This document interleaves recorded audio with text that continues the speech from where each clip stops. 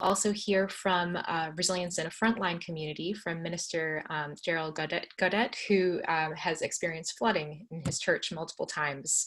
We'll hear about the toxic dangers that we need to be accounting for on our coasts from Rachel Thompson. And then we will hear about the exciting policy opportunities that the House Select Committee on the Climate Crisis is working to advance from Representative Kathy Castor of Florida. And then we'll move into some question and answer time. We will ask you to put your questions into the chat box. We'll be collecting them throughout the time that occur to you. Just put them in there. So I'm now going to introduce our first panelist, Reverend Dr. Faith B. Harris. She is an assistant professor at the Samuel DeWitt Proctor School of Theology of Virginia Union University in Richmond, where she taught our guest, who will follow her, Congressman Don McEachin. She is a licensed and ordained Baptist minister, actively involved in the life of the church and local community, as well as in the public sphere. She teaches systematic theology, womanist theology, creation care, and grassroots organizing, and she also serves on the leadership of Virginia Interfaith Power and Light. She is active in the Southeast Faith Leaders Network. So I welcome Faith.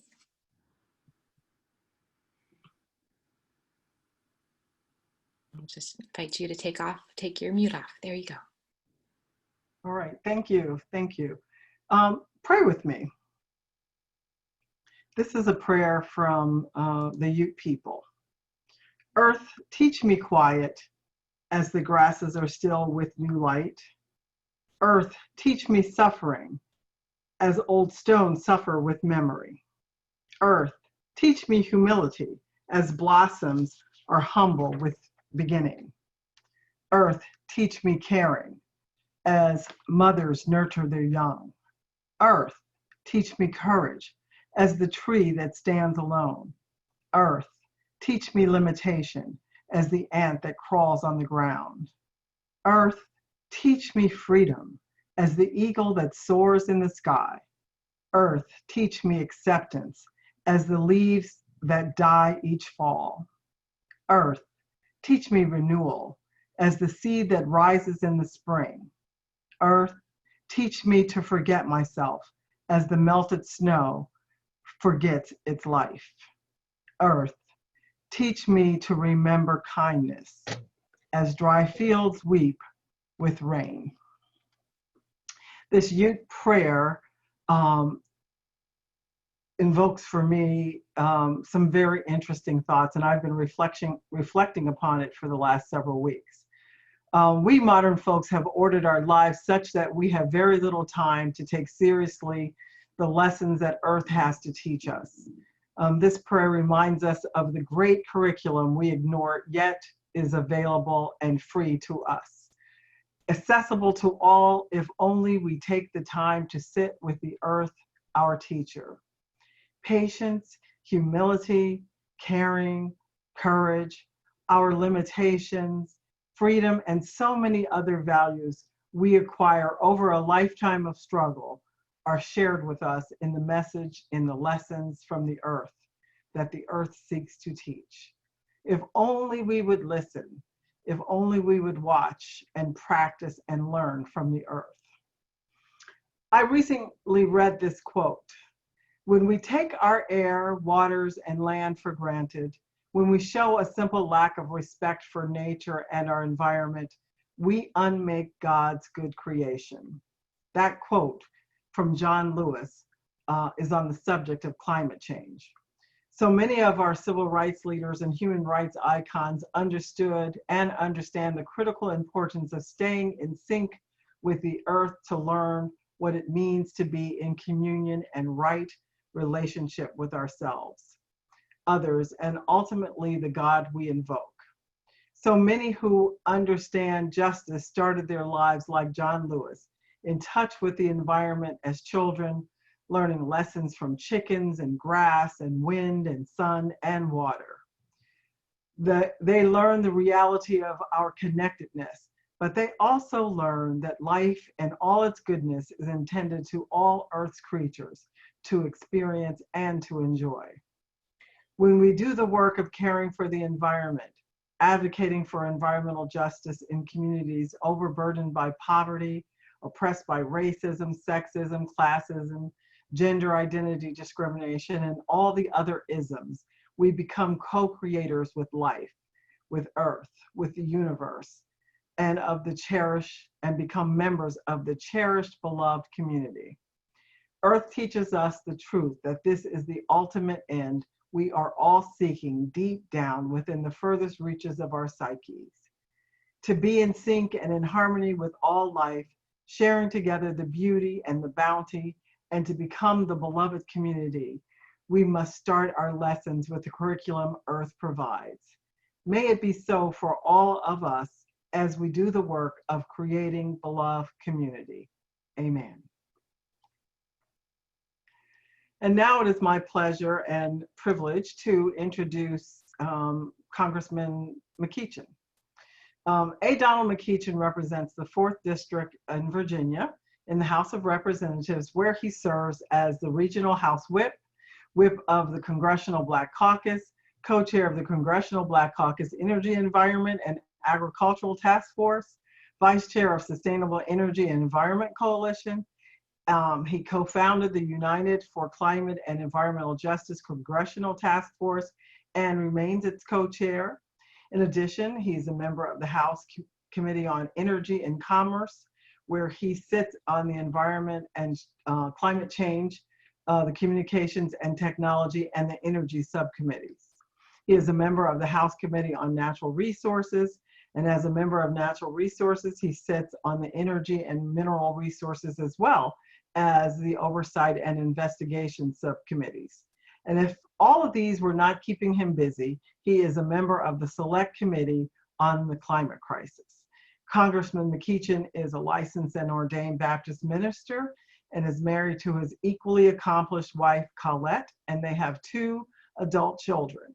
He is respected and loved by his congressional colleagues, friends, and former teachers alike. Please welcome Congressman A. Donald McEachin. Thank you, Reverend Harris. It is good to be with you and to the organizers of this event. We thank you for allowing me to participate.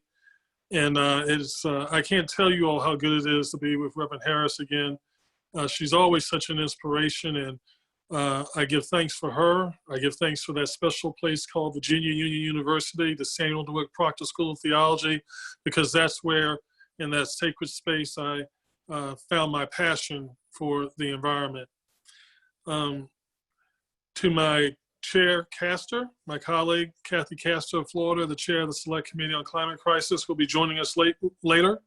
I want to thank you for your continued fine leadership, not only on this issue, but all issues dealing with the environment as the Select Committee continues its work. My brothers and my sisters, at best, faith has been the forerunner for justice and freedom, but faith has to move us to do something. Or as it is written in Christian scripture, faith without works is dead. We're beginning to see more of this prophetic call to action, especially recently from faith communities and their renewed commitment to social justice in both their pulpits and the streets of our communities. But standing up for our neighbor cannot stop at only speaking out in the face of graphic violence captured on a cell phone. It also has to deal with the effects of injustice that are far more insidious and far-reaching. Instead, loving our neighbor has to begin with measuring every action and choice by whether it harms or promotes the well-being of others. Pollution, climate change, and environmental injustice represents a threat to our communities and to the gospel. These growing threats disproportionately impact low-income neighborhoods and communities of color throughout the United States. We need now for faith leaders in their communities to stand up and advocate for sound climate policy. We need to protect all of God's children. Rooted in the idea that all people are entitled to the same degree of protection from environmental hazards and equal access to the decision-making process, my environmental justice advocacy in Congress essentially is informed directly by my Christian faith. Core values shared by all faith traditions teach the importance of loving your neighbor, doing unto others as you would have them do unto you. When we begin to consider how the choices we make help or hurt other people, either today or well into the future, our shared moral considerations are at stake and our mandate is clear. Environmental justice is a moral challenge. We cannot afford to sit on the sidelines of the climate crisis. This is about stewardship. It is about justice, both among communities experiencing significant environmental health disparities today and between us all and for generations to come. Our choices today ripple through time. What happens this year will affect and probably constrain the lives of our children, grandchildren, and many generations beyond. The climate change that we are creating is damaging the world of the future. Depleted resources provide fewer opportunities for our children and our children's children. But my brothers and my sisters, there is a better way. Earlier this year, I joined with Chairman Rahul Grahava of the Natural Resources Committee to introduce our Environmental Justice for All Act. I say ours, but it's really not our act. It was created for the people, by communities that are being impressed upon, by frontline communities, to reflect their values and to provide them a means to fight back against pollution that threatens their children and their families. Rahul and I spent the last year and a half listening and learning about the impacts of national policies and climate change on communities across the country and building a community-led, community-driven process to address the needs and perspectives of environmental justice communities. We listened to stories of these communities, many suffering the effects of sea level rise, stories that should never happen in America. Stories of rural communities in Maryland, devastated by mass farm loss to ghost forest. Generations of working class folks who live closer to my district around the Hampton Roads area, grappling with increased severity of storms and chronic flooding. Just today, days after more than 400,000 Virginians lost power in Virginia, and many also lost power in Maryland, to this most recent tropical storm, the National Oceanic Atmospheric Administration updated its forecast for the 2020 Atlantic hurricane season to be extremely active, predicting an additional 16 storms to come. We are here today because for far too long, the federal government has turned a blind eye to the impact of climate change on entire communities, ignoring the devastating effects of their health and well-being, and we refuse to accept that reality any longer. If we are going to achieve true justice in our country, we must center frontline communities in our policymaking. We must meaningfully involve and value environmental justice communities and ensure that environmental justice is our future. It's time to recognize that climate policy must do more than cut carbon pollution. It must tackle our legacy of environmental racism and build a clean energy economy that achieves tangible improvements in the lives of people. We must strengthen enforcement of our environmental laws, research and address cumulative impacts of pollution on overburdened communities, and prioritize frontline communities and new federal spending programs to deploy clean energy and infrastructure.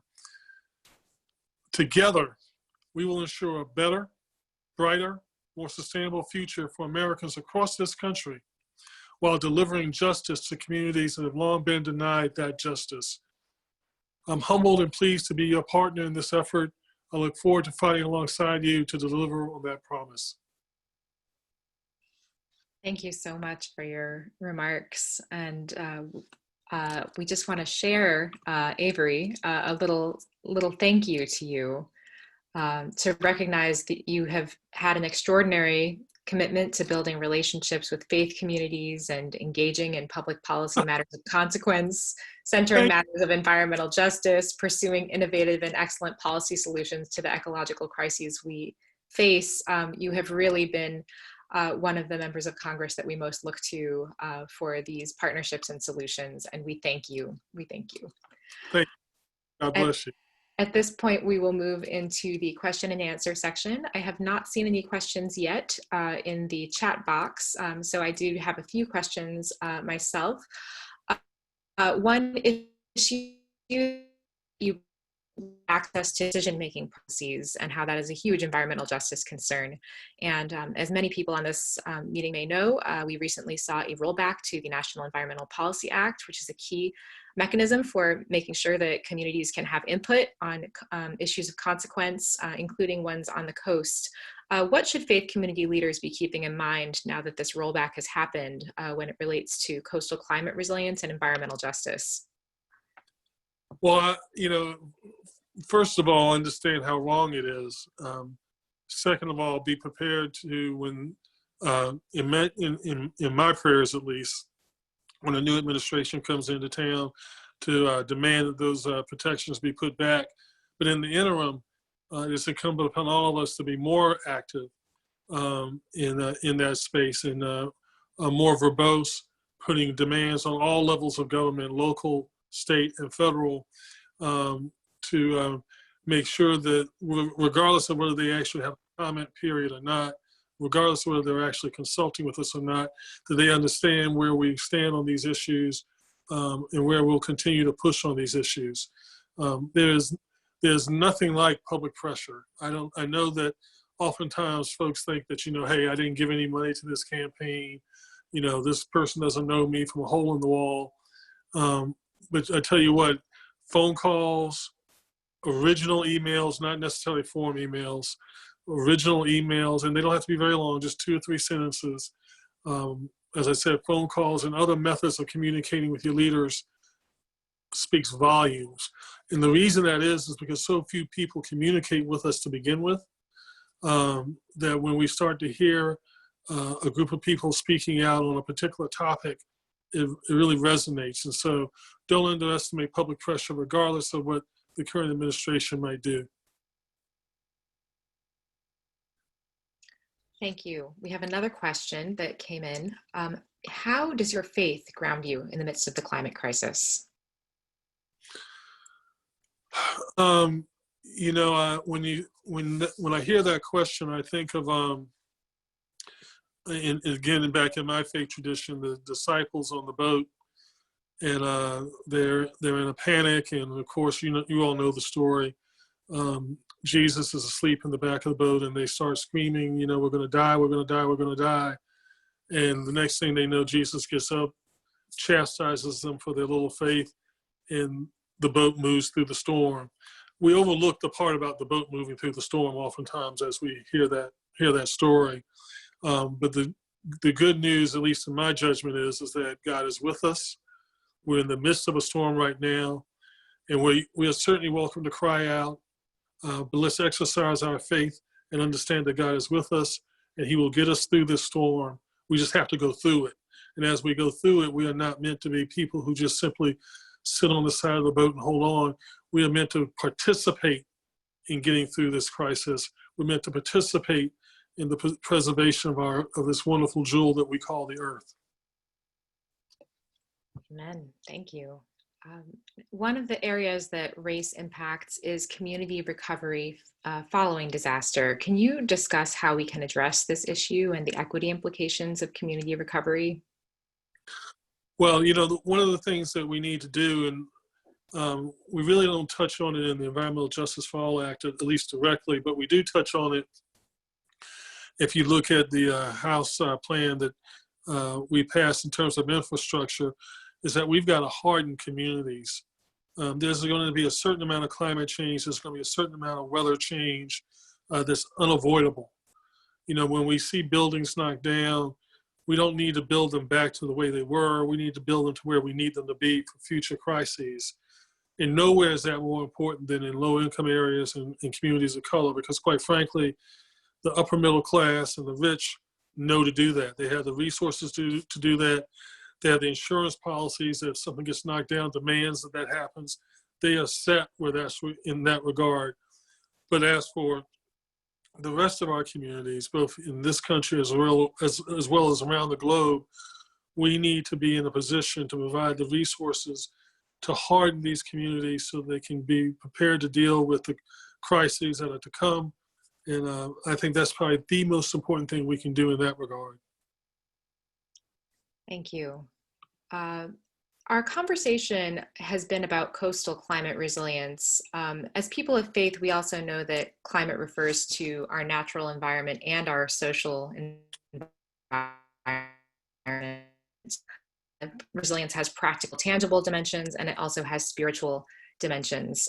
Your office has taken a lot of leadership on our country's reckoning with systemic racism. And can you speak to some of the ways that you're supporting spiritual resilience as we seek a more racially equitable future, including things like iconography on our public lands?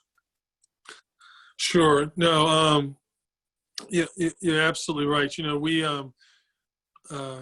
your question was a little garbled, at least as it came across my microphone. So if I'm not answering it directly, feel free to rephrase it or ask me again. But one of the things that I learned in seminary is that the whole earth is sacred. Mm-hmm. We have a way of, you know, especially in our Western way of looking at things, of dividing things up into the sacred and the non-sacred. But God created everything. And so by definition, it is all sacred. And that's nowhere more true than our public lands. Those are very sacred spaces. Not only were they sacred to, many of them were sacred to our Native American brothers and sisters, but they're just as sacred today, or ought to be just as sacred today, because the same Creator created it all. And so what we've tried to do is to make sure that we are being faithful, again, in my view of Scripture, to that call that we received in the Garden of Eden, where God places us in the garden and tells us that we are to take care of it. That is essentially how I understand a lot of the book of Genesis, or at least the creation, the creation stories. And so in a similar vein, I want us as a people, not just a people of faith, but as a race of people, humanity, to be in a position to take care of these sacred spaces, that is our earth, and to treat it as God would have us to do in his sacred garden. Now, did that get to the question? It did, yeah. Okay. We have a question on the Environmental Justice for All Act and HR 2, the Moving Forward Act. Were any elements of Environmental Justice for All Act integrated into HR 2? Wow, HR 2 is so wide and so encompassing. I don't want to say no, but nothing jumps to my mind. The Environmental Justice for All Act was actually created and filed after HR 2. But where the Environmental Justice for All Act has been incorporated is in two places, at least two places. That is the Castor plan as it comes out of the Select Committee on Climate Change, and on the Biden climate plan. Both of those, Kathy Castor and I served obviously on the Select Committee, but also on Vice President Biden's Unity Task Force on the Environment. And so there's some similarities between both plans, and both plans put environmental justice at the very center of those plans, understanding that without being able to achieve a measure of environmental justice, the climate crisis will just continue to run amok and unabated. So to that extent, it's incorporated. I hope that we will take this time between now and the end of the year to really make sure that people understand the importance of environmental justice. We can certainly get it out of the House, but the most important thing is being assured of a Senate that is friendly to this type of legislation, and a White House that's inclined to sign it. And so we want to take this year, the balance of this year, making sure that we're talking about the bill. We thank God that y'all are giving us that opportunity here and in other spaces to make sure that folks understand its importance. Thank you. We had a few comments in the chat about congregations running on sustainable energy, congregations choosing to divest. Can you speak about the relationship between congregations making a decision to take those steps and the bigger picture of resilience from where you sit? Well, you know, how we spend our money is a reflection of our faith and our values. And whether it is how we save that money by making our sacred spaces more resilient to climate change, whether it's in storing, whether it's an effort to cut back carbon by putting in solar panels or building wind farms or building sustainable food habitats, all those things are a reflection of our values. And so we applaud faith communities to decide to go in that direction. Divestment is the same thing, right? It's again, how are we going to spend our money? As we look at our 401ks, as we look at our other types of investments that we have, whether it's through our faith communities or personally, we're engaging in an exercise of our values as we look at those investments, and we give those folks who invest those monies instructions on how to do so. And so again, to the extent that folks are divesting from fossil fuels, organizations and businesses, we applaud you. And to the extent that you are, even if you're not divesting from them, but you're acting as an agitator shareholder to get them to move in a different direction, we continue to applaud you for your advocacy in that regard. Thank you. We have just 2 more questions for you, and then I think our time is up with you. One is about what I would call probably a just transition question. As a faith leader, how do you respond to brothers and sisters threatened or targeted for action due to measures related to climate change? Some have years or decades spent in an industry or company that may no longer be sustainable because of the climate crisis. Let me first give you an indirect answer to that question, then a more direct answer, because I think we need to keep in mind what we're talking about when we talk about these targeted communities and whatnot.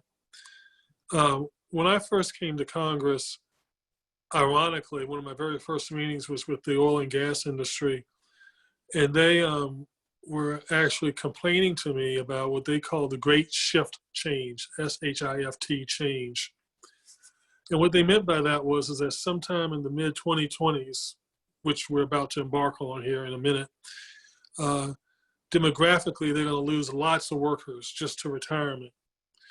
And so I want to suggest at the outset that this notion that we are going to be disrupting just huge numbers of jobs is probably a bit disingenuous given the demographic changes that are about to take place.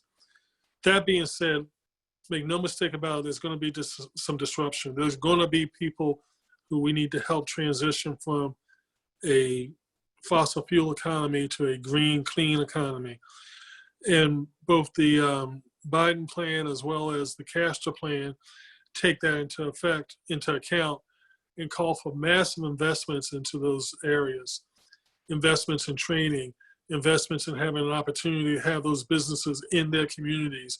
Let's build those solar panels where we used to blow off mountaintops. Let's build those wind panels in those same areas.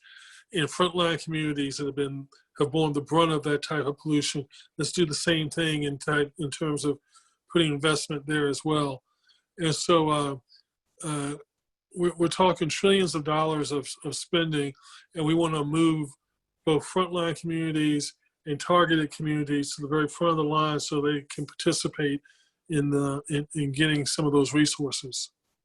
Absolutely, because economic resilience is a huge part of this for everyone. Thank you.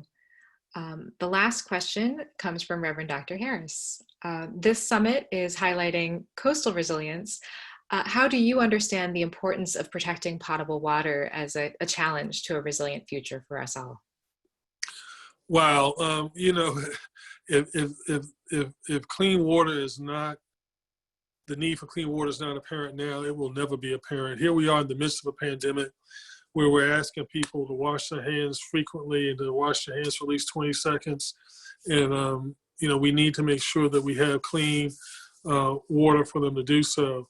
And so, when I think of the importance of clean water, I think of also its impact on health disparities, or the lack of clean water and its impact on health disparities.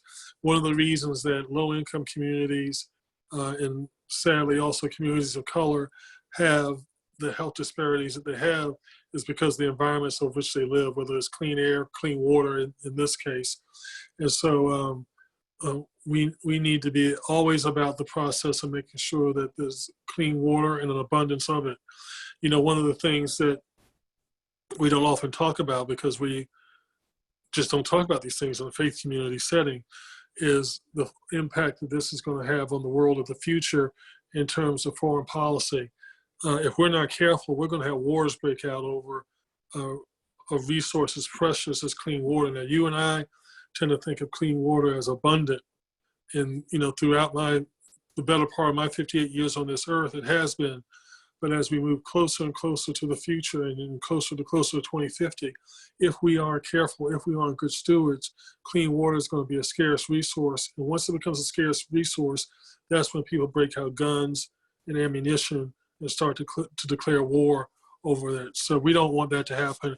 We want to be proactive, not only from a faith perspective, because God wants us to do this, but it's also in our best interest to do it, not only because it's pleasing to our God, but also because it's in our peculiar self-interest not to be shooting at each other over such a resource. Well, that's for sure. Thank you very much for your time, Congressman. Thank you. Enjoyed it a lot, and we look forward to continuing to partner with your office and all the initiatives that are coming out of it. Gratitude. Thank you. Stay safe and still healthy, and God bless you. Likewise.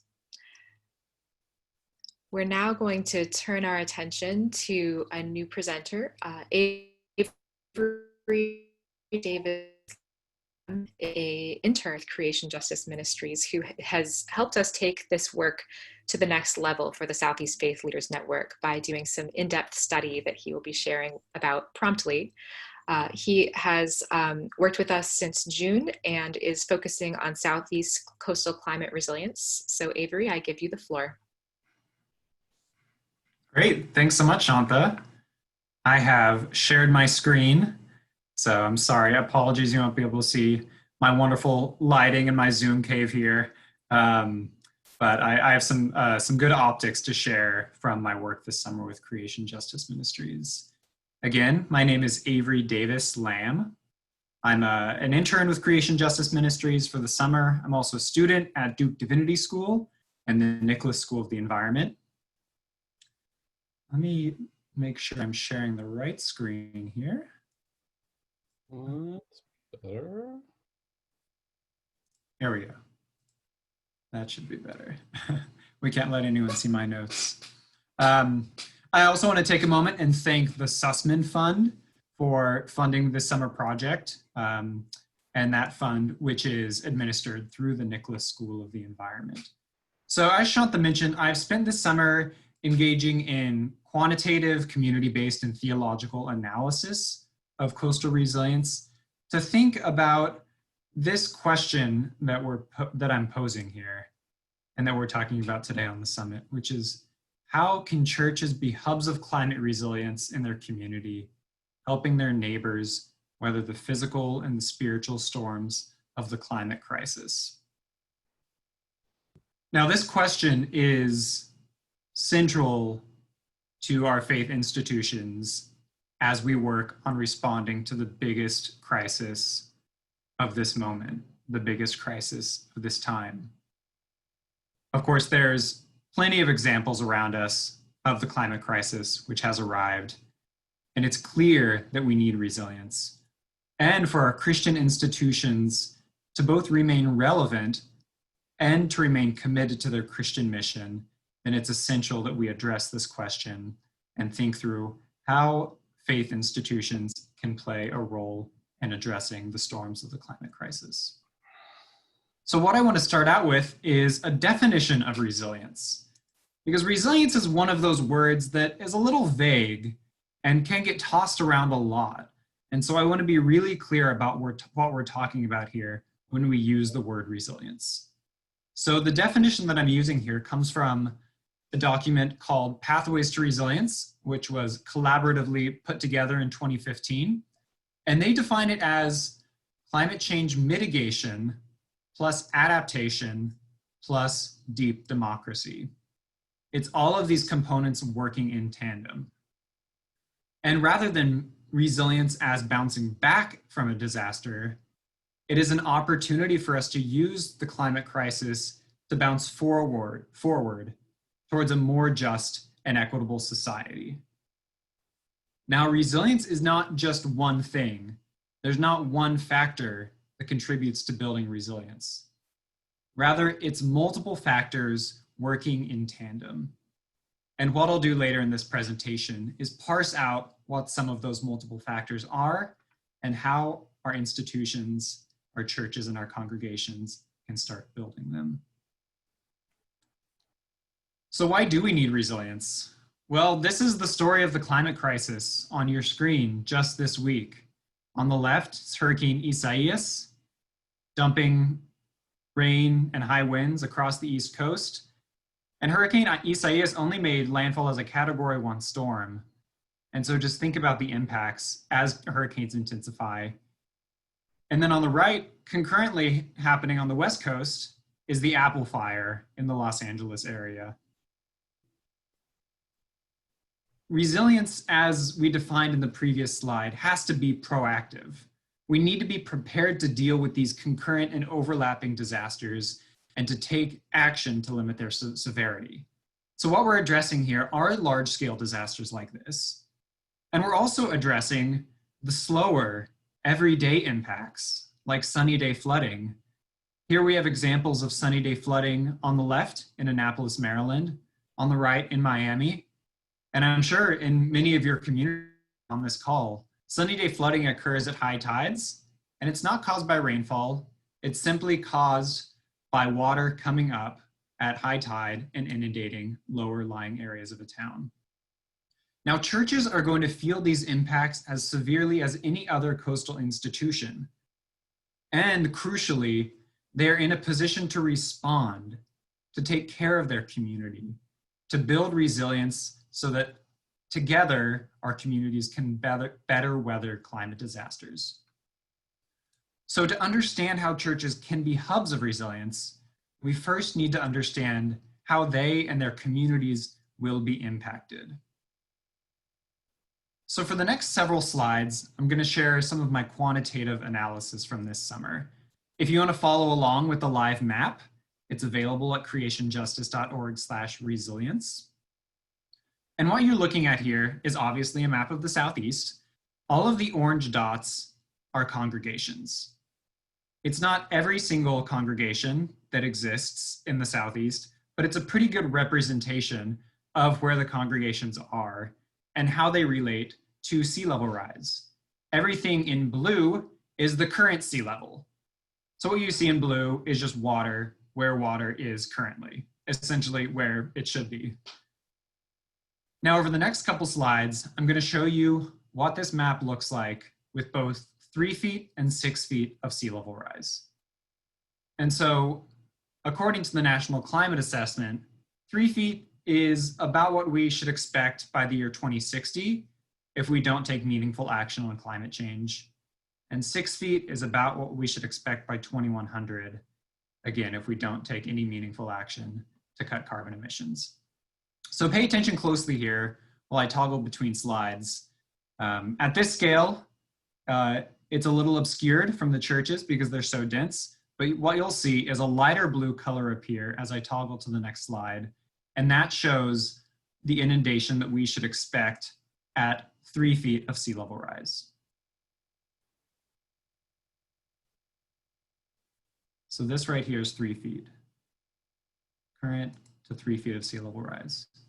You can see pretty significant pieces of the eastern seaboard, especially up there, the Albemarle Pamlico Peninsula here in North Carolina. And then we'll go over to 6 feet, even further inundation. Now, these are models as predicted by NOAA. It's data taken directly from NOAA's website, and it's based on elevation. There could be some local variation here, but what this does is it gives us a pretty good idea of what we should be expecting as far as sea level rise goes and how it will impact our coastal churches. So let's zoom in a little bit and we'll look at the coast of North Carolina, Up at the top is Virginia Beach, down through Savannah at the bottom. So at this resolution, we'll be able to look a little more closely. Here's current sea level rise, 3 feet, and 6 feet of sea level rise.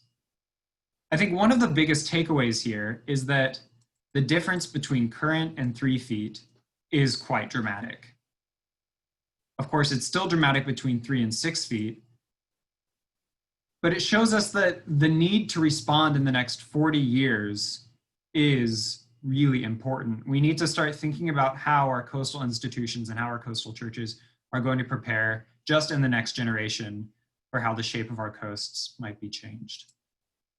Now, this map is great and it's really helpful in a lot of ways, but it also doesn't solve any of our problems. We could look at this map all day and still not make any changes. But what it does is it shows us the reality of the situation, and it begs an important question for faith institutions, ranging from local churches to the denominational level. And that question is, how are you going to plan for those churches that will be underwater in 40 years? And how are you going to plan to serve the community of people who will be devastated by the invading sea? And here's in particular how this tool can help. We can click on a specific dot and see the name of a church, its address, and how at a pretty high level of resolution, it might be impacted by different levels of sea level rise. So we look at Faith Baptist Church here in Columbia, North Carolina, and we have to ask the question, how can Faith Baptist Church, and how can its community, which will be underwater with 3 feet of sea level rise, how can it prepare? How can it serve as an ark for its community, many of whose homes and livelihoods will be underwater? Equally important is to look at a church that's a little more inland, that might be spared from inundation. So for Macedonia AME Zion Church, it likely won't be underwater, but it'll be in the middle of a community of people whose houses have been flooded, whose agricultural fields have been flooded, whose livelihood and community has been disrupted. So how can it practice climate hospitality and solidarity with its community? What choices can it make now so that when severe flooding does happen, it's ready to help? And importantly, how can denominations and larger Christian institutions shift resources towards these areas that are on the front lines of climate and environmental justice so that they are able to prepare? These questions are going to define the witness of our faith over the next century. Like I said before, Christian leaders spend a lot of time thinking about how to stay relevant. Well, we have an answer right here. We stay relevant by preparing for the oncoming climate crisis by building resilience in our community. What I'm going to do now is share quickly 6 themes around which churches can start engaging in the work of climate resilience. And those 6 themes are here. These are entry points for coastal churches to enter into seeing their church mission as being one of faithful resilience. So for each of these 6 ways of engaging, I'll share a guiding question and a good example that I've seen of how churches are expressing resilience. And all of these themes are compiled in a faithful resilience guide, which is available at climatejustice.org/resilience and is a study guide that can be helpful in leading your church in deepening its resilience witness. The first is land. As Representative McEachin mentioned, land is holy. The land that our churches inhabit is holy ground. And the seeds that we sow now, both literally and metaphorically, can flourish into beautiful hubs of life and diversity long after we leave. This is true both for our human and our non-human communities. A couple of examples here. St. Luke's Eastport in Annapolis, Maryland, worked for years to rehabilitate a wetland on their property that had been buried. Annapolis, as I mentioned before, is an area of severe sunny day flooding, and their action is helping their neighbors by absorbing more of that water so it doesn't end up in downtown. And on the right, volunteers in Eastminster Presbyterian planting mangroves. How can we engage in networks of environmental and climate justice? As we mentioned with the definition, resilience is climate adaptation and mitigation and deep democracy.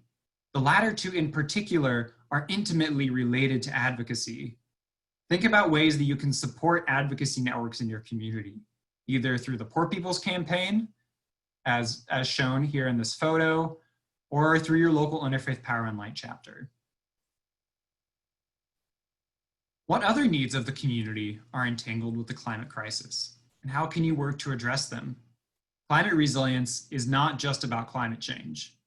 It's about lifting up economic conditions, lifting up social conditions, so that a community is able to bounce back and bounce forward when a disaster actually hits.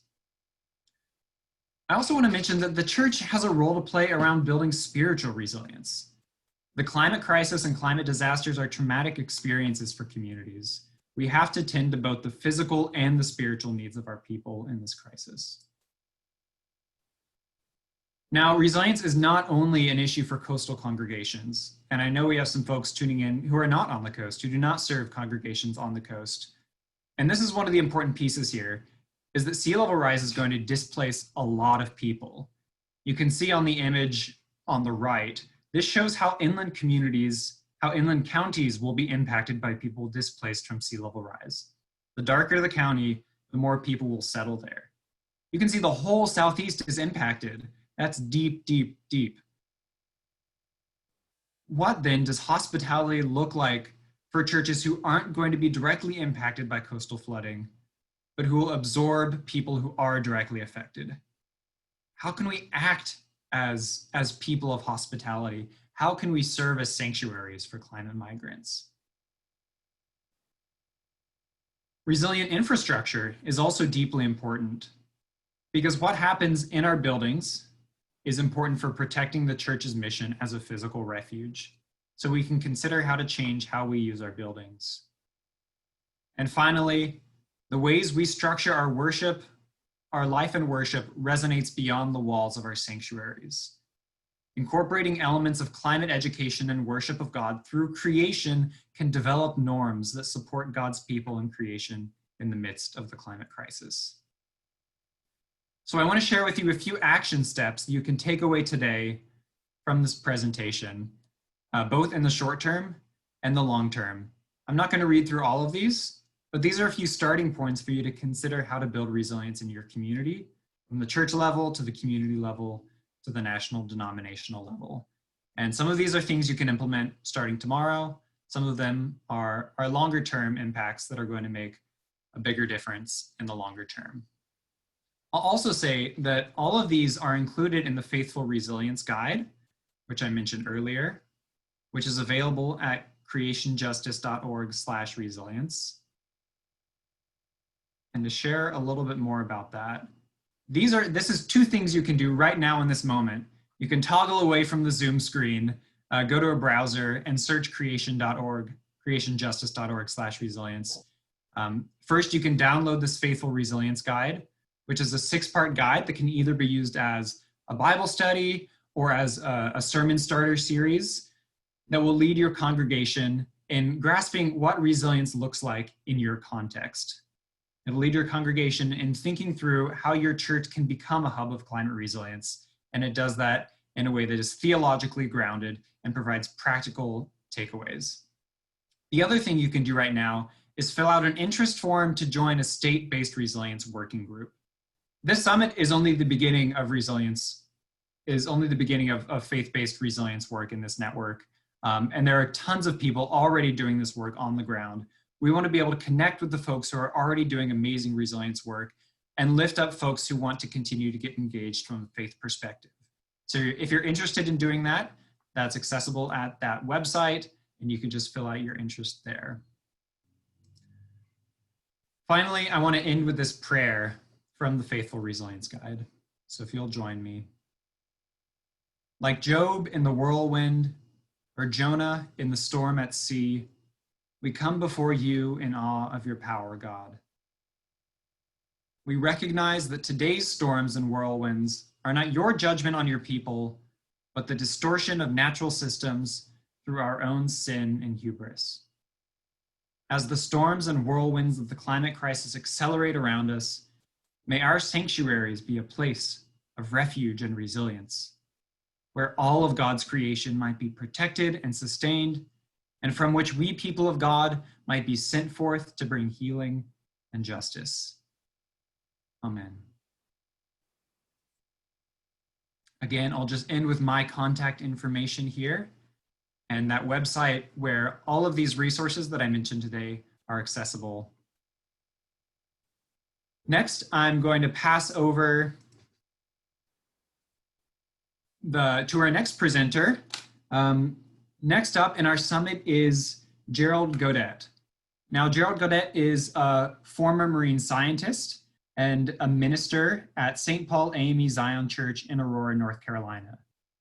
I had the pleasure of going out to visit with Gerald in Aurora about 6 months ago and seeing his church, which has been flooded multiple times from climate disasters over the last couple decades. So he and his congregation has gone through a process of thinking about how they can be a hub of resilience in a community that is on the front lines of the climate crisis.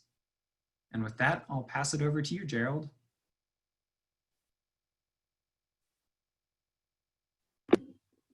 Thank you, Avery. Can I be heard? You hear me? Yes. All right, all right. Yes, hi to everyone. My name is Gerald Godette. I'm a retired research biologist. I worked for Duke Marine Lab for 30 years. Then went on to work for Alderon Biosciences and blood-lead research for 18 years. And I sit in an interesting place as a scientist and as a minister. And I recently preached a sermon on how science and faith come together. That was an extremely interesting time to speak with that community. But I'm currently a minister at St. Paul AME Zion Church, and also at actually Cedar Grove AME Zion Church, which is in a different place in Aurora. And Aurora is a small town in North Carolina, and most people probably know Aurora as the place where the Fossil Festival occurs. And this fossil, you can find fossils in this town, in about the center of town. This big pile of dirt that gets dumped there, and so they have the Fossil Festival every year around, I believe it's around May. My wife is the actual pastor of St. Paul AME Zion Church, and St. Paul is located on that side of town that's right on the border of a small creek called South Creek. And the waters from the Atlantic Ocean get pushed through core banks into the Pamlico Sound and into South Creek and onto the grounds of St. Paul.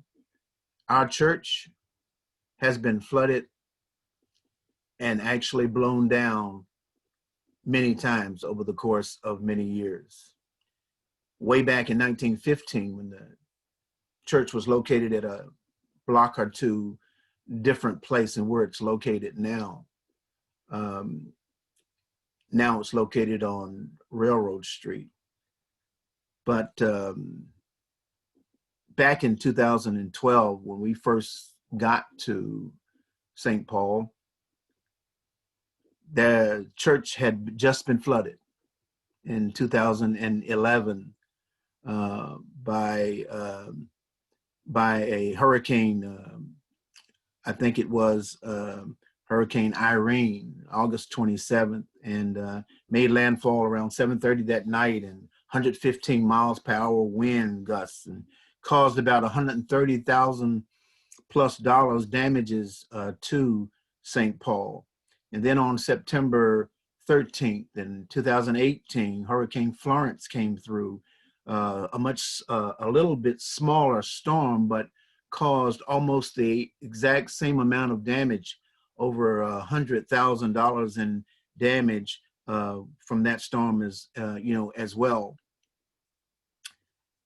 The Aurora sits in an interesting place in that we realize that if the wind begins to blow just a little bit, we become worried. If it rains too hard, we become worried. And this is an interesting situation in that our members, the membership of this small church, is about 13 people that has now been downsized to about 6 people. But we're having to deal with these storm events that have happened over the years in our church. And our church members sit and they look towards my wife and I for answers to problems as to how we're going to deal with the continuous onslaught of hurricanes and storms to our church.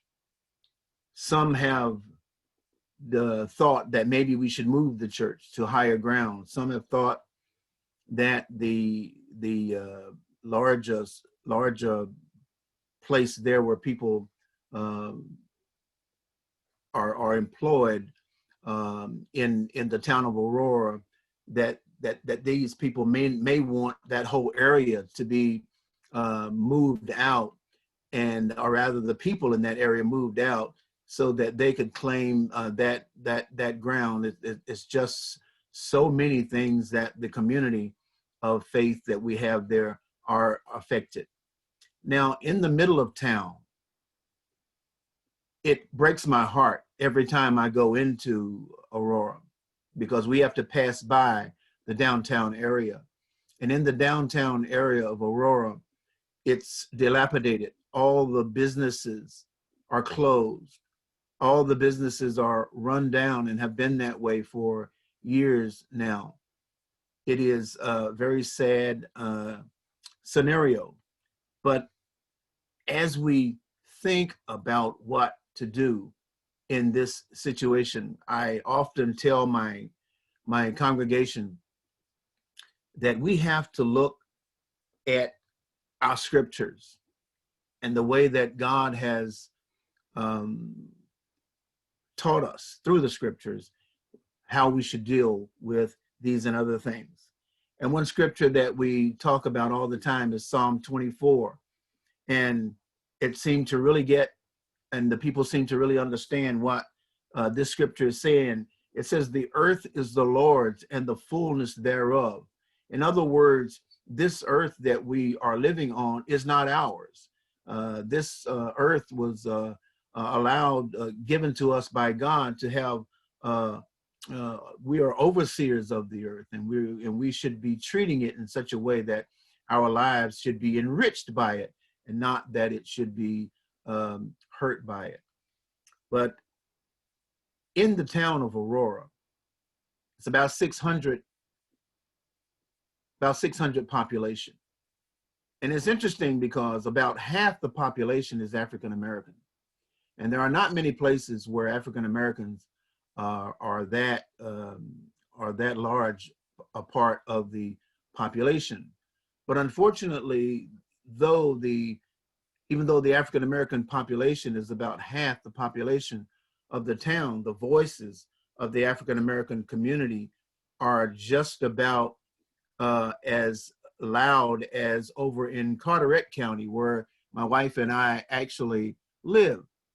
And we're about 6% of the community there. Over in Aurora, it's closer to 40% or so. So the town has also lost its only grocery store. Now, when the residents can't buy grocery and they have to travel 20 to 30 minutes just to buy grocery, you can understand how climate change is affecting the church in more ways than one. It's affecting the church in that the people, the congregants, are struggling in getting food. The congregants are struggling in social injustice. The congregants are struggling with health disparities. And on top of all these other things, the congregants are struggling with climate change. So as a scientist who understands that climate change really affects us and appears to affect these coastal communities in extreme ways, such as even getting affecting us in the food chain and the food cycle, but it's also affecting us in jobs that we are used to have along the waterfront that we can no longer have because we believe that climate change is the very thing that has affected us in that negative way. But as a scientist, I understand that part. But as a minister, I'm living this part. And so as I get ready to close, I just want to say that living in a coastal community affected by climate change is not just affected by it just not only affects African Americans, but it certainly affects African Americans in a disproportionate way than it affects others.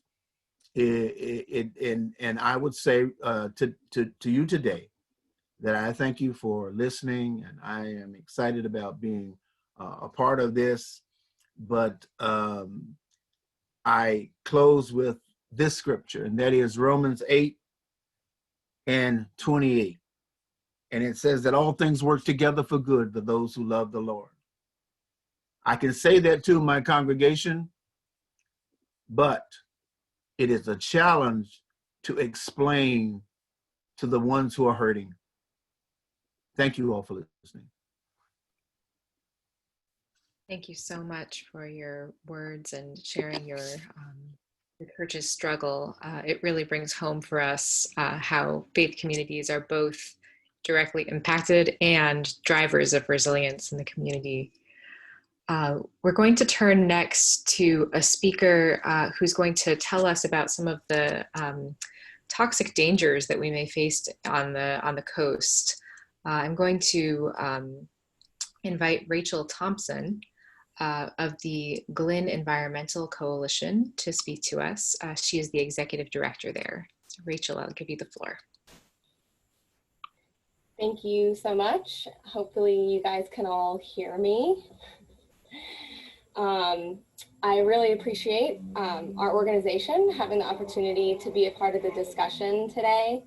I'll start with a brief introduction of myself and our organization, and then I have some slides to share with y'all this afternoon. So I'm a New Jersey native, born and raised, and I moved down to South Georgia, to our Georgia coast in 2012. I worked as an environmental educator for the University of Georgia 4-H program for about 4 to 5 years. And then I jumped into the environmental advocacy world, joining the Satilla River Keeper team in 2016. And then I came on with the Glen Environmental Coalition in 2018. I'm gonna go ahead and screen share really quickly before I get started here. All right, hopefully you guys should see the slide. So just a brief introduction of the Glen Environmental Coalition to give you an idea of who we are and the services that we provide to our community. I always like to start off by noting that our organization was founded 30 years ago by a group of concerned citizens wanting to know how our community became so polluted, why we continue to have health-threatening pollution, and how an action plan could be developed to fix it.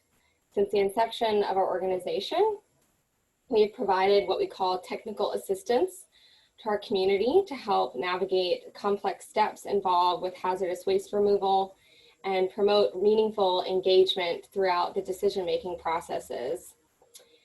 In the late 1970s, toxic waste dumps such as the Love Canal and Valley of the Drums received national attention when the public learned about the risks to human health and the environment posed by contaminated sites. In response, Congress established the Comprehensive Environmental Response, Compensation, and Liability Act in 1980. CERCLA is also informally known as Superfund. It's the program that allows the EPA to clean up contaminated sites. It also forces the parties responsible for the contamination to either perform cleanups or reimburse the government for EPA-led cleanup work. Thousands of contaminated sites exist nationally due to hazardous waste being dumped, left out in the open, or otherwise improperly managed. These sites include manufacturing facilities, processing plants, landfills, and mining sites. If you're interested in finding out what Superfund sites are near you, you can visit the EPA's interactive map, Superfund sites where you live. I'm going to zoom in on our Southeast region. The Southeast states are located within EPA Region 4. So I wanted to just kind of zoom in on that region because I know we've got folks from the call today to just, try to help geographically locate you near, or maybe hopefully not near, some of the sites in EPA Region 4. Glenn County has a pretty substantial need when we talk about hazardous waste sites. There are 15 identified hazardous waste sites. This includes 4 nationally designated EPA-managed Superfund sites. And there's also multiple active polluting industries that we have here in Glenn County. Years of inadequate planning, lax environmental enforcement, and weak regulations resulted in a legacy of threats to public health and our natural resources, and left contamination throughout schoolyards, neighborhoods, and in our estuaries. Hurricanes Matthew and Irma, along with 2 national reports that were released, have prompted our organization to add climate advocacy to our Superfund outreach programs. The 4th National Climate Assessment, which was released in 2018, there was a recurring theme in that report that more could be done to prepare for the impacts to come or mitigate projected risks. Also, in October of 2019, the Government Accountability Office published a report that concluded that climate change may increase the frequency and intensity of natural disasters, which could damage Superfund sites. The federal data that was looked at in that Government Accountability report suggested that 60% of Superfund sites overseen by the EPA are in areas that might be impacted by things like wildfires, different types of flooding, and other natural hazards that may be exacerbated by climate change. The EPA has taken some actions to manage these risks, but the report recommended it provided direction on integrating climate information into site-level decision-making to ensure long-term protection of human health and the environment. And I put the links for those reports there if anyone wants to do deep dive. They're pretty substantial reports, but they have some really important data on how our communities are going to be impacted going forward. Environmental justice is at the intersection of our hazardous cleanup, advocacy, and building climate resilient communities. If you look at the individuals that are living on the fence lines of hazardous waste sites, those same communities are going to be disproportionately impacted by challenges presented by climate change. The graph on the right here or the table, sorry, was created using the EPA Environmental Justice Screening Tool. And you can see that nearly all of the hazardous waste sites in Glynn County have over a 75% minority and low income residents within the mile of the site. And so when you look at how those sites are going to be impacted by climate change, again, you're looking at the populations that are living around that and the risks that are associated to those. So with that information, we decided that basically our organization needed to do a little bit more to work on climate resilience and again, including that in our Superfund outreach. So at the beginning of this year, as a part of our 30th anniversary initiatives, we developed a partnership with Georgia Interfaith Power and Light to better reach underrepresented populations in Glynn County by providing workshops to faith-based organizations. Our Superfund 101 workshops are designed to introduce participants to the Superfund process and the risks that are posed by our Superfund sites, and then empower people to act. The second phase of this program, which should be implemented in the next 6 to 8 months, COVID-19 depending, that we have moved to some virtual platforms. But the second phase is going to be to bring climate-focused workshops to the same congregations and provide avenues for residents, congregations, and businesses to act and help us build a more climate resilient community. I'm not sure how I'm doing on time, but I've got 2 quotes that I'm going to leave with folks, and if I ended early, that's okay. We're the first generation to feel the sting of climate change, and we're the last generation that can do something about it. Jay Inslee. And while the problem can sometimes seem overwhelming, we can turn things around, but we must move beyond climate talk to climate action. Ted Turner. We need the commitment of the people that are on this call today, or this conference today, to take action.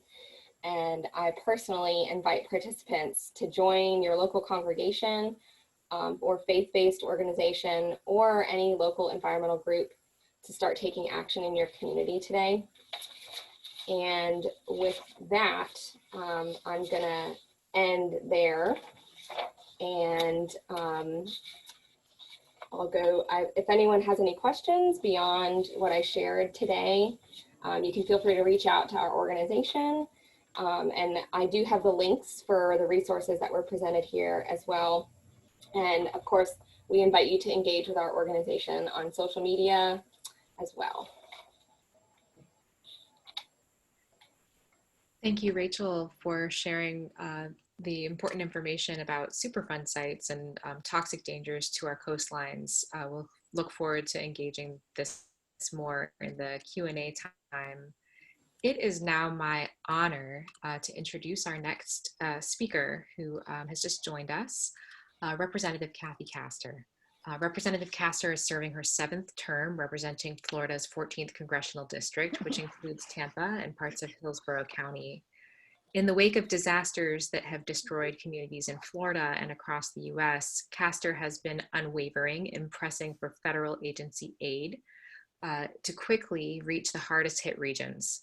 After Hurricane Maria devastated Puerto Rico in 2017, Castor launched a Puerto Rico Recovery and Assistance Task Force to fight for the resources for the island to get what it needed for resilience and stronger infrastructure and economy, as well as maximize local resources to serve Puerto Rican families that have relocated to Florida, so that no US region or territory ever again experiences 100% power loss.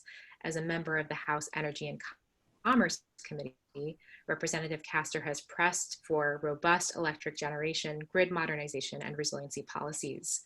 In the 116th Congress, Castor was appointed by US House Speaker Nancy Pelosi as chair of the House Select Committee on the Climate Crisis, where she is leading her colleagues in bold action to confront the climate crisis and its escalating costs. She also serves on House Energy and Commerce Committee and is a member of the subcommittees on Consumer Protection and Commerce, Health and Oversight and Investigations. She co-chairs many caucuses, including Academic Medicine Caucus, the Air Force Caucus, Congressional Soccer Caucus, Special Operations Caucus, Congressional Children's Healthcare Caucus. And in addition to her many accomplishments and the many ways she serves, Representative Castor has shared with us that she is a woman of faith. She is very interested in engaging with faith communities, and she has a strong track record of inviting faith communities to participate in initiatives that she leads. For all of these things that you do and all who you are, we are very grateful, Representative Castor. Thank you for joining us today, and we look forward to hearing from you. Well, hi, Shantha. Thank you so much. And thanks to everyone. I know you've had a busy afternoon, and it's really an honor to be with you. I'm coming to you from my home in Tampa, Florida. Returned from Washington, D.C. just a couple days ago. And I want to start off by thanking each and every one of you for doing your part to stay safe, to look out for your neighbors at this very difficult time. It's really a time for faith communities everywhere to demonstrate what we know we need to do, and that's be kind, be empathetic. And prayer is very important, but we need action on a lot of fronts as well. So the last year has been quite busy at the Select Committee on the Climate Crisis. And I want to thank Creation Justice for walking alongside us the entire way. Our task, and you probably heard from my great colleague, Congressman Don McEachin, our task was to develop a climate action plan for the Congress, a roadmap. And we spent the last year listening. We had very broad outreach. We asked for input and inspiration. And we heard from a lot of scientists, a lot of entrepreneurs, a lot of people in the faith community and environmental justice community. And just at the end of June, we rolled out our Solving the Climate Crisis report. I hope you will take a look. It is there at climatecrisis.house.gov. It's a 500+ page report, but we have a great executive summary. But delve into the parts that you think would benefit your community, whether that's agriculture or transportation or environmental justice. What we're going to need to do is build coalitions moving forward to enact a lot of our recommendations into law. I think it's a hopeful vision. It is a transformative roadmap. It comes at a very important time because we know how urgent climate change is. The last 5 years are the hottest on record, and it's getting hotter. Greenhouse gases have accumulated in the atmosphere to a level that's wreaking havoc and costing lives. And it's going to get worse unless we act ambitiously. And I was just out on a grocery run a little bit earlier, and I know you probably heard the same report that they're predicting a higher number of hurricanes. That sure gets my attention here in Florida. But these are impacts. You might live in a community that has been impacted by wildfires or flooding or the extreme temperatures. So no one is immune right now from these impacts, and the costs are rising. So what our plan does is we follow the science. We say we have a plan for building the 100% clean energy economy here in America and restoring America's leadership role internationally. And we do it in an inclusive and equitable way. Our report is built upon a foundation of environmental justice and fair labor standards for workers. That means that the vulnerable communities across America are at the center of the policies that we propose, and the health of our families and the air that we breathe are at the heart of our plan. So let me hit a few of the highlights, and then I would love to hear from a lot of you if you have a few questions here at the end of the session today. We say we can't wait for the 2050 timeframe, even though that's what our overall goal is. We have to get to work immediately, And thankfully, a lot of communities, a lot of academic institutions, a lot of businesses have been in the lead on climate solutions, but there is no substitute for an overarching national framework that cuts across every segment of society, and that's what our report proposes. We highlight a number of bills that are already in existence, so we're not starting from scratch. In fact, the day after we rolled out our report, the House of Representatives passed the big transportation infrastructure bill called the Moving Forward Act, and that was the cleanest and greenest transportation infrastructure package ever passed in the House. So it'll go over to the Senate, and we'll need help there. But we think the most impactful policies we can enact, first and foremost, going to clean energy in our power sector. So that means ramping up solar and wind energy and energy efficiency and ramping down fossil fuels. The other big the major recommendation where we get the greatest bang for the buck is in the transportation sector. The cars we drive, and trucks, aviation, maritime, we see great promise in decarbonization there. But particularly the cars we drive, it's a competitiveness issue, but we think by 2035, we should ensure that every car sold in America is a clean net zero electric vehicle, and then work on trucks and maritime and aviation as well, invest in the science there. And then another one where independent analysis shows we can save a lot of energy in how we build homes, how we build buildings. So we recommend that in the next 10 years, that every residential building and every commercial building be 100% net zero, clean energy. And we can do this. And the good news is that we can create a lot of good paying jobs. There was an independent think tank called Energy Innovations that analyzed our entire 500 plus page report, and they said on the recommendations they could model that they believe we could create over 500,000 jobs annually, save about 62,000 lives every year, and see climate benefits to the tune of about $8 trillion through 2050. So this is, it's been an exciting time. It's a time of change. It's a time when people understand how central their health is in the air we breathe. And what I found is all across this country, people understand that we have a moral obligation to our kids and future generations to solve the climate crisis. And now we have a roadmap for the Congress. So we need to build political support. It's time people, they may not be used to, but they'll be calling and yelling, writing, and you need to ask them, what are they going to do to solve the climate crisis? And are they going to follow the roadmap that I'll select out for them? I sure hope so. But thanks again for all of your advocacy and take questions.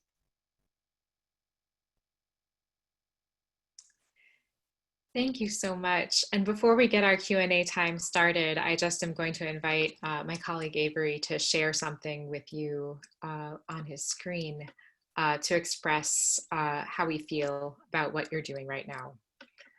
And that is tremendous gratitude. Oh, thank you. We truly so appreciate your leadership. Getting that 500-some page report out with the House Select Committee on the Climate Crisis was just a mammoth task, and you have done it with such grace. Thank you for your commitment to resilience issues, especially centering the needs of Puerto Rico in your time in leadership. We are so grateful. So I am going to start off with a question from one of the leaders in the Southeast Faith Leaders Network, and that's Bea Moorhead. And she says that she met with you and Speaker Pelosi in Madrid during COP25. Oh, yes. Yes, her question is, for those of us with more conservative representatives, are there parts of the report or specific sections that we should focus on as first steps? That's a great question. And thanks. I remember very well our huddle there in Madrid at the Conference of Parties. And thank you for your leadership, my fellow Floridian, I believe. And so I think there is bipartisan ground, and you all will be central in to help building this. Let me highlight a few. In agriculture, farmers and ag interests have awakened to the climate crisis because extreme temperatures and flooding are impacting the crops they grow and their livestock. I met with a very diverse group of farmers here in Florida, cattle ranchers, dairy farmers, citrus, forestry, and they want to be part of the solution. So our report lays out a number of recommendations on how to empower farmers where they can sequester carbon in the ground, they can be more efficient in their practices. We can compensate them for greater conservation practices. Our whole food systems need to become more resilient and efficient. So I'd recommend that to you. There's a lot of talk about innovation and how there are some very hard to decarbonize industries, like how we make steel and how we make cement. And I think there is bipartisan support for investing in the science on how we capture those carbons or take them to the next generation. So those are a few I'd highlight to you. Thank you. Next, I'm going to move to, we had a couple of questions that had to do with feasibility and how quickly we can do things. We saw with COVID how quickly we can mobilize trillions of dollars. And we also know that the 2050 goal, as you articulated, the climate crisis will be out of control by then. So what is your outlook for this Congress over the next 7 years or so to mobilize funds and pass big policies on this climate agenda? Yeah, I think you're right that the coronavirus pandemic has demonstrated that we can act in substantial ways together. We need leadership at the top, though, that will provide a cohesive, coordinated plan. So hopefully we'll get there on that. The good news is that on climate, on the House side, we're acting right now. We didn't wait for this report to roll out. There are a few, the more Moving Forward Act, which is the big House transportation infrastructure package that has to pass every 5 years. So the House has passed its version. Now the Senate needs to act by September 30th. Hopefully that will happen. That's an area where we can get right down to business. Another, the National Defense Authorization Act that funds the military. Military, you may be aware, very forward leaning on how to be more resilient, how to build peace in the world through strength. That's another opportunity. It's probably the greenest and most climate friendly defense bill that passed the House. Again, we're waiting for the Senate to act. And our appropriations packages that just are the typical government funding bills passed over the past couple of weeks. And again, they are very climate forward. So looking at taking a dive into some of those areas and trying to build support in the US Senate would help get us there right away. Next, we have a question from one of your fellow presenters, Avery Davis Lamb. He is expressing appreciation for the disaster preparedness and resilience sections of the report from the Select Committee. How can our faith communities advocate for more resources dedicated specifically for resilience and preparedness rather than just response? And are there any specific upcoming opportunities that we should be attuned to? Avery, thank you so much, because the resilience sections of the Solving the Climate Crisis report are very forward-leaning. In fact, this report is probably the most important recommendation report to the Congress ever when it comes to making our communities more resilient to climate impacts, meaning flooding and pollution and hotter temperatures. And I think what we have to have a reset in America. We understand we're also in the midst of a reckoning on racial justice.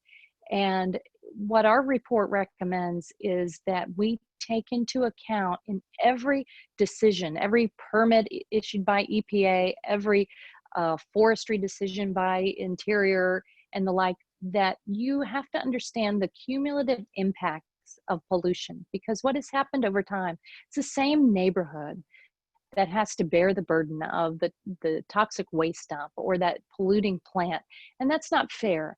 So one of our strong recommendations is that we have to consider the communities that have carried that burden and not continue to add to it. We also want to be a better partner to our hometowns, communities across the country. Here in Florida, boy, Miami-Dade and Southeast Florida, they do a great job coordinating and planning for climate impacts. They have to. But there are a lot of other small towns across the country, rural areas.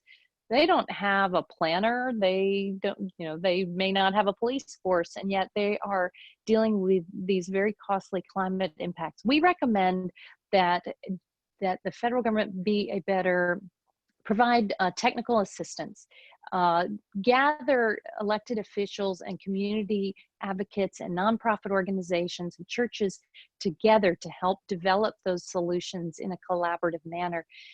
Same for our farmers as well. We want to provide better assistance, say through the ag universities and the extension services. So those are a few ways, but we have to send the resources too for water systems and wastewater systems. You can't tell folks what to do and then not provide them with the help to actually get it done. Thank you, Chair Castor.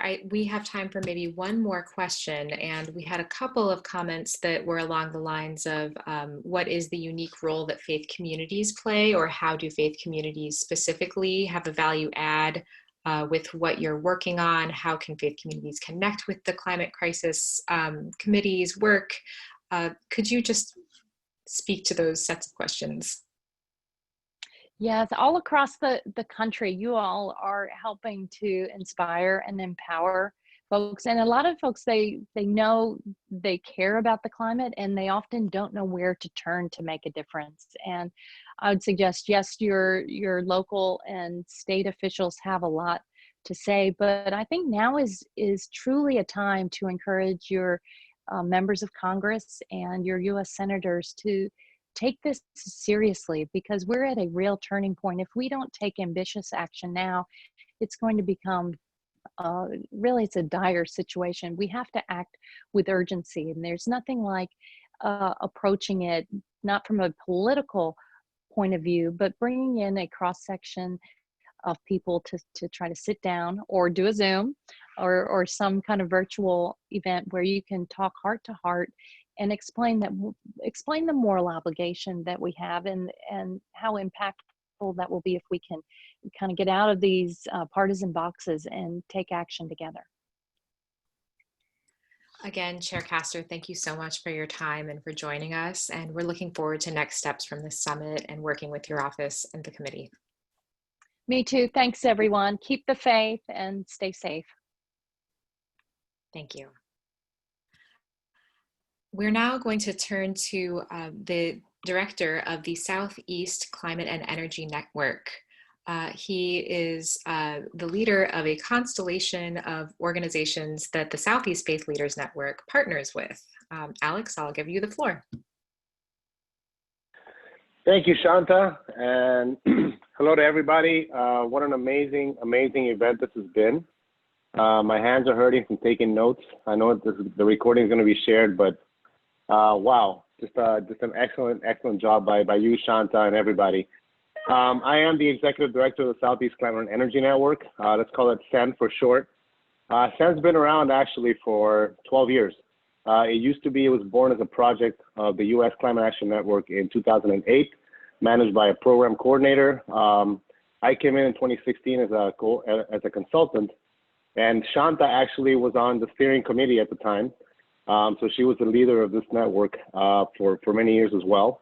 And we, as I progressed with the network, we're a network of now 60 organizations. At the time, it was an informal network. It was a project house within USCAN that was focused mostly on clean energy and energy efficiency. Did not really touch upon too much on environmental justice and the intersection between faith and climate change as well, which is something that has significantly changed and has been added to our network. Long story short, a little less than 2 years ago, our steering committee decided through a strategic planning process for our network to become a formal network. We are in 12 states, from Virginia all the way to Louisiana and Arkansas and everything in between. We will hopefully be expanding into Texas. And then my personal dream, being a Latino and a proud immigrant to this country, we'd like to also work in Puerto Rico within the next 2 or 3 years. So basically, we have 3 working groups. We have a board of directors. We have 2 full-time staff persons, myself and a membership coordinator, Sara Ochoa, who is also on this call. We have 3 amazing program fellows, and we have a partnership with the Southeast Faith Leaders Network to where we have working group calls the first Thursday of every month that are co-chaired by Dallas Conyers and Susanna Tuttle. We also have an environmental justice working group and a group called the Fresh Energy Working Group, where we're doing some amazing work specifically around the Green New Deal and putting in information and perspectives from the South to make sure that those are included in any policies moving forward. So any case, I just wanted to give a brief introduction. We are a formal membership organization. We are member-led. Our membership decided on this. You can, all of you here are free to become members or look into becoming members of our network.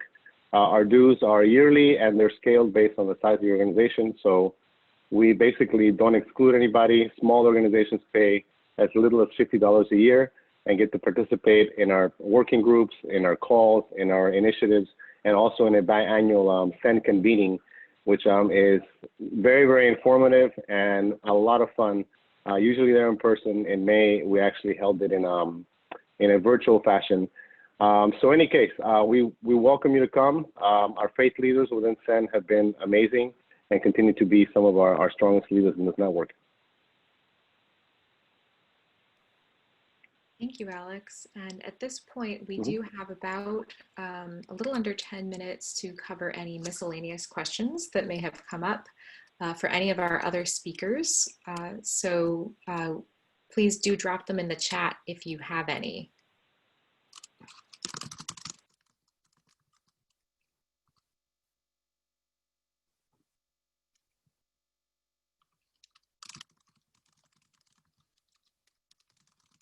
And I will start since we don't have a question up quite yet. I would like to ask Avery. Avery, you did a number of interviews with people who are working on resilience issues over the course of the summer. Could you share a little bit of your insight about how people are grappling with resilience issues in faith communities and what it might take to get faith communities to the next level in terms of participation in resilience leadership and also advancing our conceptualization of resilience leadership? Yeah, thanks for that question, Shanta. I think there are 2 pieces to this. I think one is that our coastal faith communities are experts on the climate crisis because they're experiencing it firsthand. And so they see every day the need for resilience, and they see every day what is happening. And there's a lot of really good resilience work already happening along the coast. The second piece is there are a lot of faith communities who want to be doing this work, but don't have the resources and don't have the networks to be able to do it. And I think the way to bridge those 2 realities is by connecting people in communities, the folks who are doing the work and the folks who want to be doing the work. As I mentioned at the end of my presentation, we're hoping that this summit will launch into some of these community-based efforts that will be in part facilitated by Creation Justice Ministries and the Southeast Faith Leaders Network. And so if you fall into either of those categories, either as someone currently doing the community-based work or as someone wanting to be connected with those networks, then please do fill out that interest form, which is available at creationjustice.org/resilience. Thanks. We do have a question for Minister Gerald, and I think that there was one that came in earlier as well. So I'll ask you both and invite you to address both. One is how to bring together science and ministry. You touched on this a little bit in your remarks, and one of the participants wanted to invited you to elaborate on the connection between science and your ministry. And we also have a question about how inland congregations could best reach out to coastal congregations to support in a way that is truly helpful and follows the lead of the coastal congregation. Yes, with respect to the first question about bringing together science and ministry, I find that communication is going to be the key. The first key is there's going to have to be that conversation that happens. I ran in a situation where at one time I was asked about, can a scientist really be a real person that can speak about faith, and vice versa. So it's going to take that communication to kind of first get everyone to understand that the faith and science is actually running parallel, and at some point it's going to be the same. The ideas are about the same. So communication is going to be the issue there. Now, your second question is, how can inland churches or communities work together with coastal communities to provide support? The biggest thing is in preparation, or as Avery said earlier, getting the representative McEachin said it as well. The communities have to become more hardened, and in order to do that, you have to have resources to make them more hardened. And so the inland communities can help along those lines in ways to kind of help by providing various sort of resources to help harden the communities, coastal communities. Thank you, Minister Gerald. And building on that, we had another somewhat related question about climate migration that I might direct to Avery. So we expect that many people will be displaced by climate disasters. So how do we prepare to welcome people who have been displaced one way or another? Yeah, this is a great question. And I think there's both an attitude component to answer to this, and there's a physical component to it.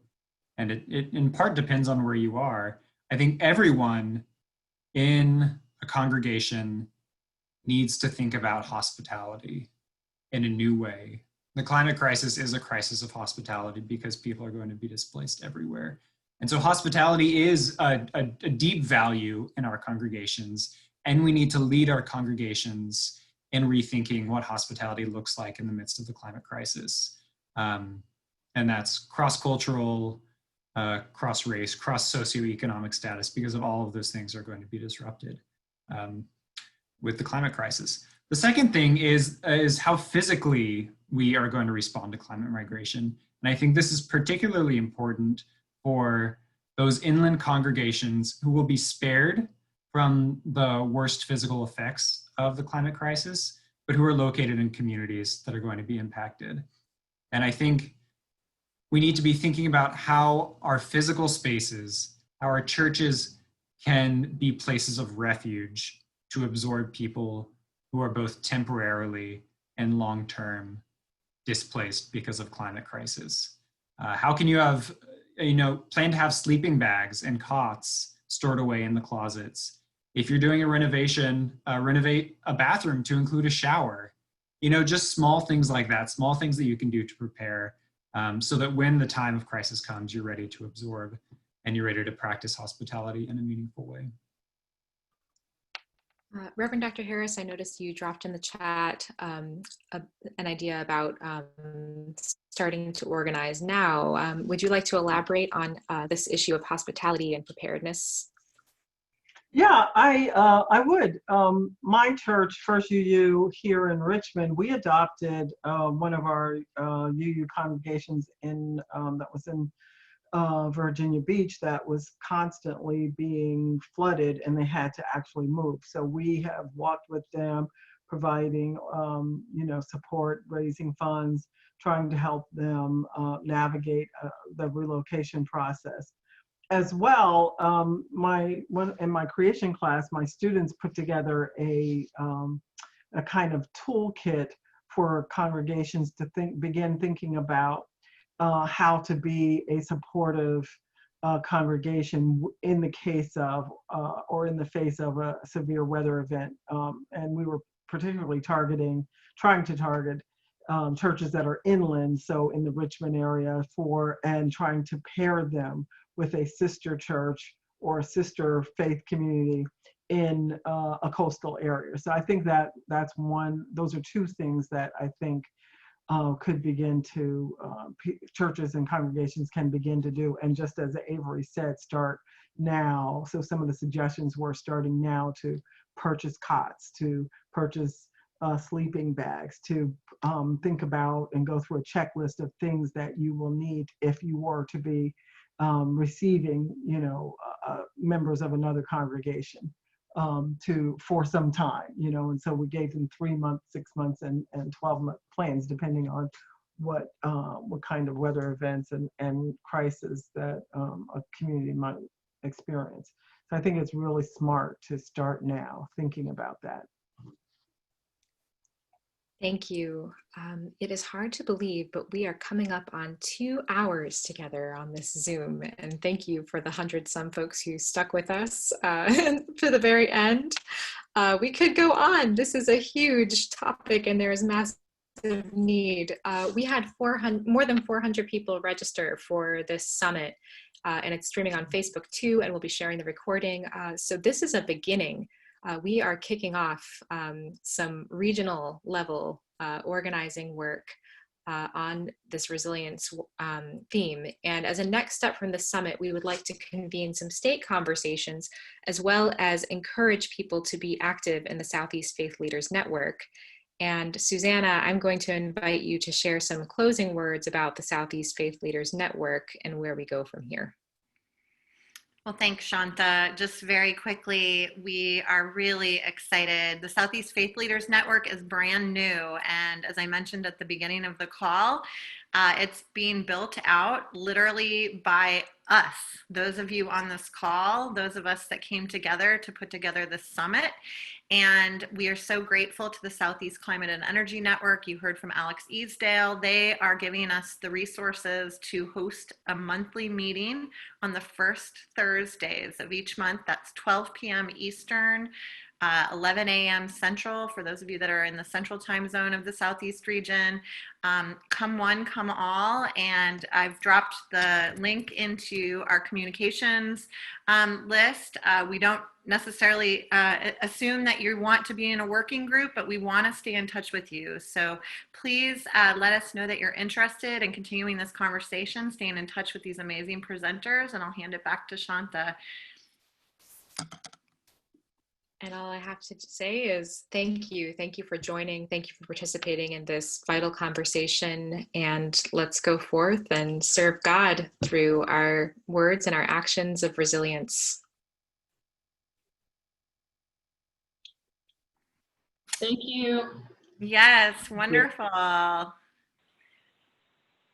Thanks, everyone. Bye, y'all. Thank you.